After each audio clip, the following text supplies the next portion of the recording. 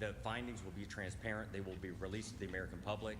We commit to you that anything we discover during the investigation that can make this base and other bases like it safer, we will act on as quickly as possible. Now I'm happy to take questions. Standing beside me, I have General Lubis, the Division Commander, and Special Agent O'Connor from Criminal Investigation Division. So let's kick off with some questions. Mr. Secretary, Robert O'Connor. Hey, Robin. Hi. Will there be any efforts by the DOD to harden the entrances to installations to look for things like personal weapons coming in and out of base? We are constantly looking at our security protocols on all of our bases, both in CONUS and around the world. We absolutely will want to learn from this investigation. We do not want something like this to ever happen again on an Army base. And so if there are things we can do to improve safety, we will take those steps. But right now, we're really early in the investigation. Mr. Secretary, yeah. Faith Dubé with ABC Hey, Faith. News. Thanks for being here. How did the suspect get a gun, his personal gun, past security onto the base and to his workplace? Faith, as I just remarked to your colleague, we are still early in the investigation. The shooting happened yesterday. CID, I can have him come up and tell you what we've learned so far. Our commitment is what we learn will be disclosed. It will be transparent. Justice will be brought on behalf of these victims and the community that was harmed.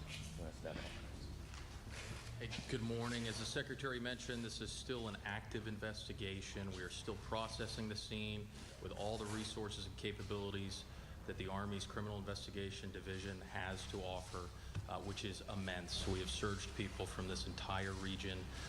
In light of the fact that we're still processing, I'm going to have to defer that question for now. Is it normal to have a personal gun on base here? No, that would be a violation. And next question. Mr. Secretary, Ryan Young from CNN. Hey, Ryan. How you doing? You got a chance to meet with the families, and obviously we won't have that chance. You got a chance to meet with them, talk to them. You seem very proud of how everyone reacted. Can you tell us what that was like meeting with families? What state are they in right now? Share with the public who's concerned about these folks who obviously didn't deserve the charge. Ryan, it was heartbreaking sitting in there and seeing their soldier, their daughter sitting behind them, struggling. Our hearts broke with them. We tried to hug them. We tried to convey from the President and the Vice President and the Secretary of Defense that our entire nation mourns with them. We stand behind them. It has been only a couple of hours for them. I think they are still processing through it. But what we wanted to convey is we will be here with them every single step of the way. The United States Army is committing every resource we need to get these soldiers back into their formations as quickly as we possibly can. And then one of the things that we had said at the meeting earlier with the soldiers from this unit is, General Lubis and I were reflecting on this in the car ride. These kind of moments, especially if you've deployed, you've gotten to see them more frequently, the trauma from them often doesn't hit for weeks or months on it. Like it doesn't come as quickly as you might think. And so what we try to encourage for all of our soldiers is to speak up, lean on each other, lean on your leadership, and we will provide the resources, the care, and the love that they need to recover. General, can you take that real quick just about what it was like to meet with their families as well? Yes, sir. Thank you for the question. It's heartbreaking. It's painful to see them struggling with a wounded family member. They expressed that they were incredibly proud of their soldier, as we are, and they asked for prayer. So we appreciate all the prayers that have been sent our way, and we would ask you to keep them coming. Thank you. General Lubis, Prien with ABC News. Yes, Scott with CBS News here. Quick question for you. Can you describe the condition of those who are injured? I know that they might have been some updates. I know generally yesterday they're expected to be okay, but just nature of the injuries, life. Yes, sir. Thank you. Of the 5 wounded soldiers, 3 were released yesterday, which is amazing considering the circumstances and the ranges at which they were engaged. 1 soldier remains as an inpatient here at Wynn Army, right here on Fort Stewart. She's doing very well and high spirits. Of course, she's got a little bit of a road to recovery. We're hopeful she may be released as early as this weekend, but that will just depend on how things heal up over the next couple days. And we have 1 soldier that remains at Savannah Memorial Community Hospital, who I visited with the Secretary this morning. She's got a little bit longer road to recovery. The doctors are very positive, but I think it's going to take her a bit longer to recover, but they're very hopeful she's going to make a complete recovery. General Lubis, this is Prien with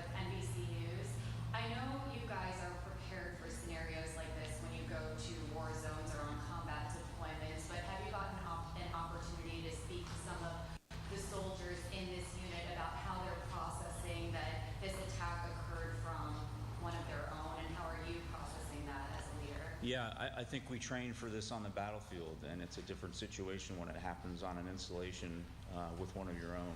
So I think over the upcoming days and weeks, as the Secretary said, people are going to process this and work through this at different rates. And we know we've got to keep a very close eye on them. We've got to wrap our arms around them.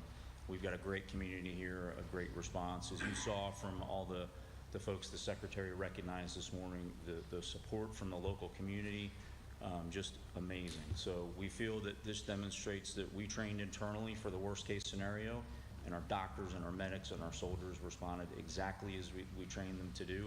And now our job is to make sure that we care for them as they work through this. Thank you. And I just want to recognize behind me to the right, these are the 6 soldiers we were able to recognize today. And they, I mean this as sincerely as humanly possible. I and the administration, President Trump, could not be more proud of them. They are everything that is good about this nation. They are the best among us in our country. They are the best among us in the Army. They acted in a way that I think all of us hope we would under fire, but they did. And so we are just so incredibly proud of them. We are so grateful for them. And one of the things we told them and their colleagues is that we will stand with them as long as we need to get them back where they need to be. Correspondent to the AT, can you all give us a sense going forward what's going to happen next for the criminal justice process goes? Has the suspect been actually charged yet? If so, what charges is he facing? The military system works a little different. It does. Suspect is currently in custody, and we are working through the military uniform code of military justice process at this time. Is he going to be transferred to a military detention facility? That is likely. Do you know when or which one? No.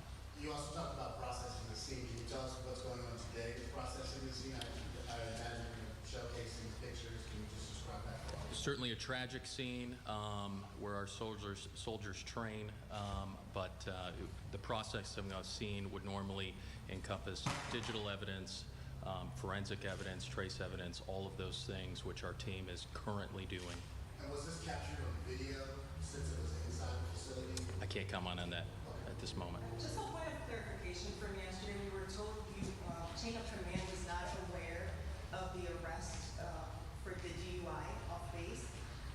Can you explain if you had been aware what the procedure would have been? Would he have been disciplined? Would he have been taken out?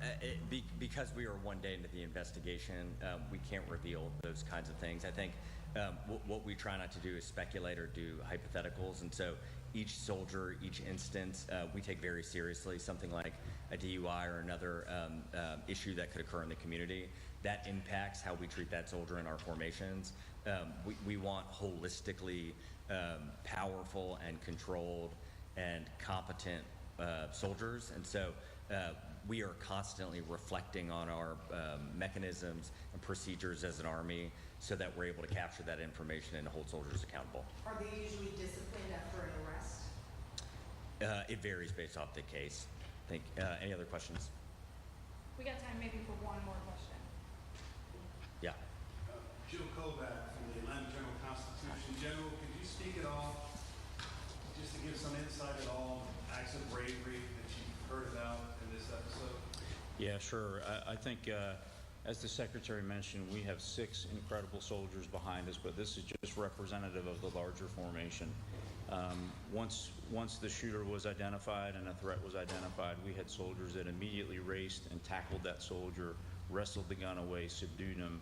A second non-commissioned officer jumped on top to further restrain him until the police could arrive. And then simultaneously, no one hesitated. Most of these soldiers behind me and others in the crowd immediately started applying first aid and, most importantly, stopped the bleeding.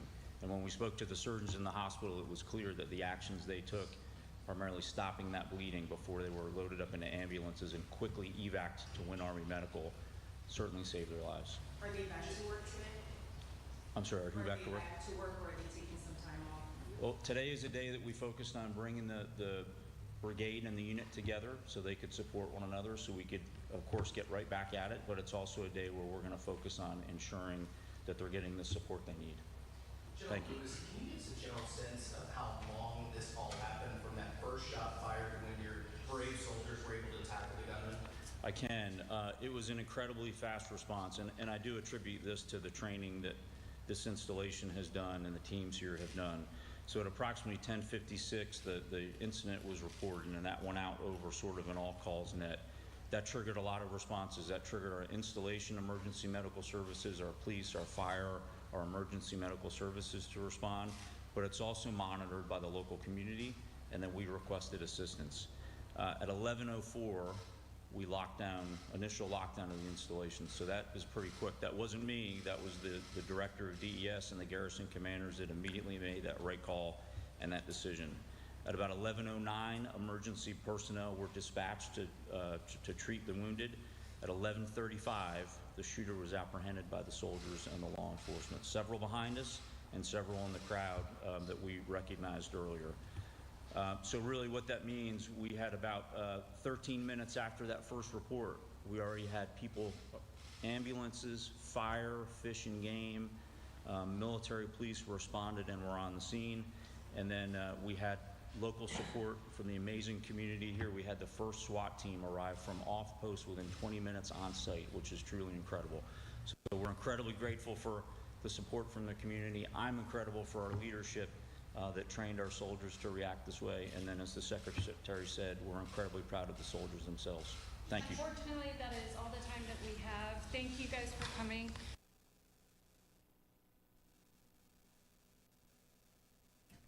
Secrétaire Amiens, M. Don Driscoll, avec d'autres officiels de l'armée américaine.